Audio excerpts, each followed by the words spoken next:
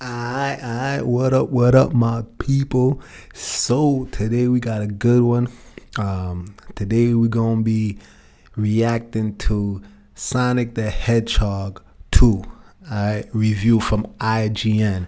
So I've been waiting a long time for this. If you've been following me, you know how excited I am for the Sonic the Hedgehog 2 movie. So let's just get right into it. Alright. Quick stretch, little snack, and here we go. When it was released in 2020, Sonic the Hedgehog earned the distinction of being one of the few actually good video game movies, but it certainly wasn't reinventing the wheel. Instead, it harkened back to an era when kids' movies were decidedly for kids and unapologetically unpretentious. And if you were into that, like I was, then you can rest assured that Sonic the Hedgehog 2 brings more of that exact same energy. A lot more. For better or worse, this sequel feels bigger in every way. It does bite off a bit more than it can chew, but for the most part, it's just as funny, charming, and heartfelt as the first movie. Sorry, who are you? Name's Tails. Okay, this is what we're gonna do. Step 1, light taunting. Step 2, I have no idea. There are several aspects in which this sequel improves upon its predecessor, in particular, how much more of Sega's Sonic universe feels baked into it. Of course, this is inherent just in the fact that famous characters Tails and Knuckles are joining the blue blur in this go-around, and whenever the three critters are on screen together, it's a blast.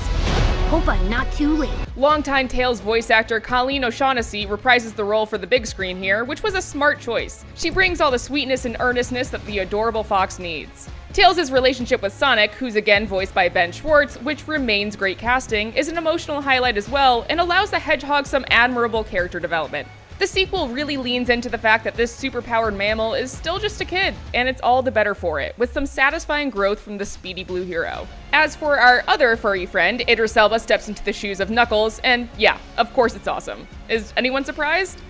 He brings a certain gravitas to the role, but also gets some of the funniest lines in the movie as the hilarious self-serious echidna. He and Jim Carrey's Dr. Robotnik are perfect foils for each other as entertainingly mismatched allies. Papa's got a brand new stash. Speaking of which, if this really is Carrey's last role before retiring from acting, then it feels fitting that it's possibly the most Jim Carrey of all Jim Carrey performances.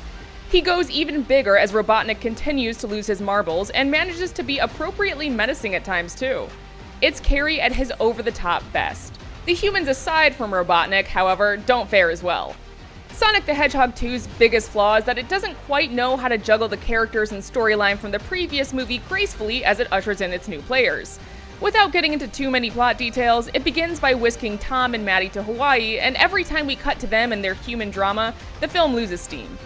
It's natural that they wouldn't just want to kick Sonic's adoptive parents to the curb, that would be even worse, but their story feels shoehorned in a way that halts the momentum rather than builds on it. The silver lining is that Natasha Rothwell, as Maddie's sister Rachel, gets a few very funny moments to shine in these scenes. It's also indicative of Sonic the Hedgehog 2's other big issue, its length. At 2 hours, it clocks in at 20 minutes longer than its predecessor, which feels wholly unnecessary. It's such a blast in the first half as it moves briskly with colorful action, but starts to overstay its welcome in the second half. Still, the overall heart of its message largely makes up for its shortcomings. Yes, we've seen the power of friendship theme over and over again in kids' movies, but Sonic the Hedgehog 2 really makes it work, especially in its warm, sincere, and well-earned conclusion. This franchise is still finding its footing, but it continues to move in the right direction. You're never going to get my power. I'm thinking 8.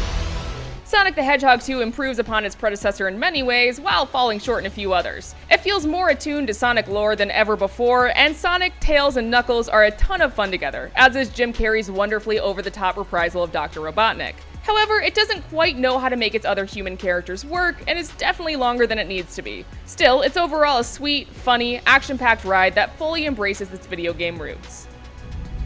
Where are my manners? Sonic, meet Knuckles. For more Sonic the Hedgehog 2, watch the cast break down the details that fans of the game will love. And for every Alright. Wow. Interesting. So I did not expect that. Usually when I, how would I say it, predict the score for IGN, I usually go based off of the energy of whoever is doing the review. So I was predicting an 8 based off how she was speaking, but I'm actually surprised it got a 7. A 7 is good. I I was hoping for an 8. You know, usually 8 for me is like paying the movie theaters worthy. At 7, but you know, everything's subjective. That's the thing that most people gotta get. You know what I mean? So like in the case of any review, it's always gonna be subjective. But I'll say this: I'm actually still very much excited about this. You know, it kind of hit me hard when they said this might be Jim Carrey's last movie. I mean, I get it. He's been grinding for years, and he's been an incredible actor. But it just really surprised me when they said this might be his final movie. With that being said, I'm glad he's bringing the comedy as always. Obviously, Knuckles, you know, being played by Idris Elba, that seems like it's gonna be dope. And I kind of like how he takes himself very seriously, and that kind of creates humor in and of itself. So that's cool. I actually did do research, and apparently they did actually change the character design for Sonic. So that's what I was saying in my previous video, where something looked a little bit different in a good way, and I just couldn't wrap my head around it. But I finally did the research. So yeah, it is. You guys probably know that if you do the research, but I'm kind of late to the party. But yeah, the design for Sonic, that's why he looks a little bit cooler in this video, or this movie I should say. One last thing was that I'm not gonna lie to you, I'm not big on movies. You know, I'm more of a social gatherer, so I could watch movies here and there when I'm with my boys, or you know, with my family, things of that nature. But again, in order for it to be spending my money at the movie theaters worthy, to hear that it kind of overstays its welcome and that it's a pretty long movie, that's not bad if it's like a real good movie. With a crazy deep plot, you know what I'm saying? But to see that, you know, it is Sonic, and as much as I love Sonic, you know, at the end of the day, it's based off a video game, and it's not a deep story to begin with. So to see that it might overstay its welcome, I don't know if that's a good thing, you know. But with that being said, I am still excited. I'm very much excited about this. I'm definitely going to be giving it a shot. But I want to know from you all, do you intend to go to the movie theaters to watch this? Maybe you went already. If you had, how did you like the movie? What would you rate it out of 10? You know, please let me know in the comments down below. If you found any value in this video, please subscribe, like, comment, share with your friends. I'd love to hear from all of you. All right, you guys. But with that being said, Blue Falcon over and out. Game to win. Game hard.